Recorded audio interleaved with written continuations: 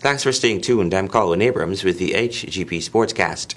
Defending champions Chase Academy booted out in the quarterfinals by Sir Leon Lessons, and Buxton Youth Development thrashed Masters Academy to claim their semi-final spots in the Milo Under-18 Schools Football Tournament on Saturday.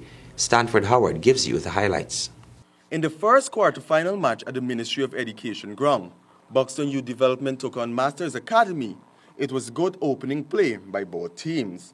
In the 27th minute, Shamar Scott netted one to open Buxton's account. Seconds before the close of half-time, Tashawn Gordon scored another, giving Buxton the upper hand heading into the second half. Buxton then continued with their dominance and defeated Masters Academy. Tashawn Gordon scored in the 78th and 83rd minute to give his side the victory. In the final match of the first set of quarterfinals, defending champs Chase Academy looked to claim a spot in the semi-finals against Sir Leon. Both teams ended the first half 0-0. In the second half, both teams looked poised to score and spectators on their toes to see who will draw first blood. But it came down to the closing minutes of play when Tion Ford in the 87th minute scored and sent the crowd into a rage.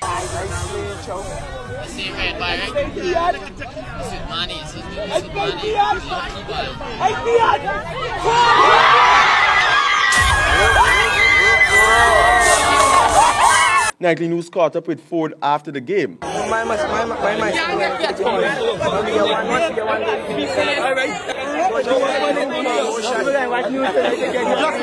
Here's what Chase Academy captain Jeremy Garrett had to say about his loss. The guys, most of them are young and there was a lot of inexperience in this time of the Milo tournament.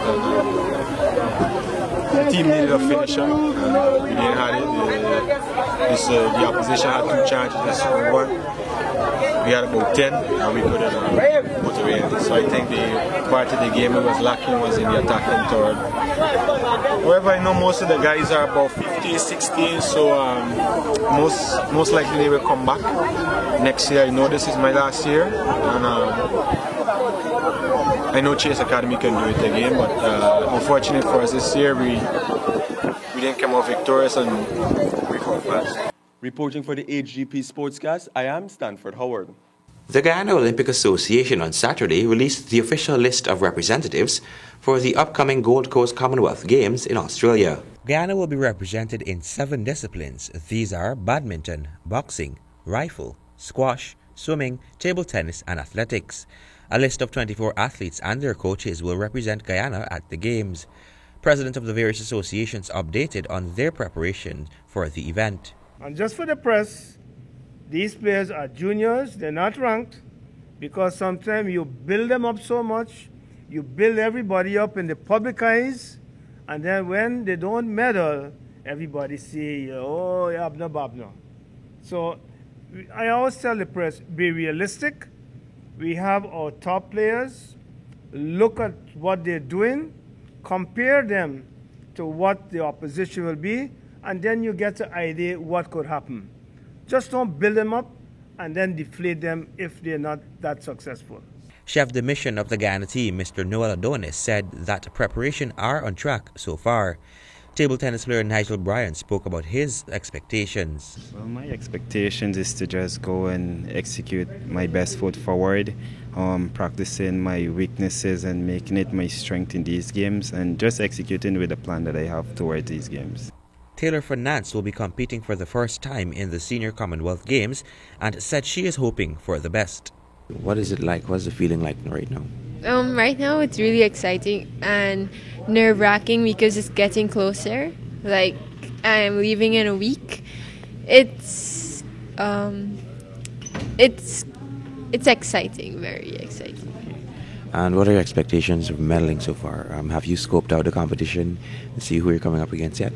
I've looked at the squash page at the Commonwealths, and I've seen all the top 10 players and top 5s.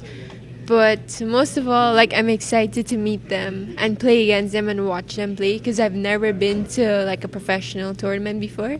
So I'm really excited. Okay, well, at least you have some idea of who you're coming up against. Well, I wish you all the best in these games. Thank you. The games are scheduled to begin from April 1 and runs until the 15th. The Windies has moved one step closer to qualifying for the ICC World Cup despite Zimbabwe's mammoth total in the Super Sixes on Monday. Stanford has more. Wicketkeeper Brendan Taylor, who was the star batsman for his side, with his knock of 138 runs, which include 24s and 2 sixes, along with opener Solomon Mir, made a contribution to propel Zimbabwe to their massive target of 289 all out. Skipper Jason Holder had the best bowling figures when he took 4 wickets for 35 runs off his 10 overs. In the Windies' reply, they were the ones with the better starts. However, Zimbabwe claimed their first victim, that of Chris Gayle, in the 6th over, leaving the Windies on 38 for 1. Evan Lewis batted well alongside Shea Hope to compile 64, which includes 7 fours and a 6. Hope and Marlon Samuels then set about putting the Windies in charge, milking the Zimbabwe's attack to get their team within striking distance of the total and were at one stage 245 for 2. Samuels then fell off the first ball in the 44th over for 86. Hope was out just 5 balls later for 76. It was 249 for 4 in the 45th over. With 2 new batsmen at the crease, both Shemroy Hetmeyer and Jason Holder were out in the 46th over to leave the Windies on 265 for 6. Zimbabwe had taken 4 wickets in 3 overs, but the Windies managed to get over the line in the 49th over. Reporting for the HGP Sportscast, I am Stanford Howard. Thank you, Stanford.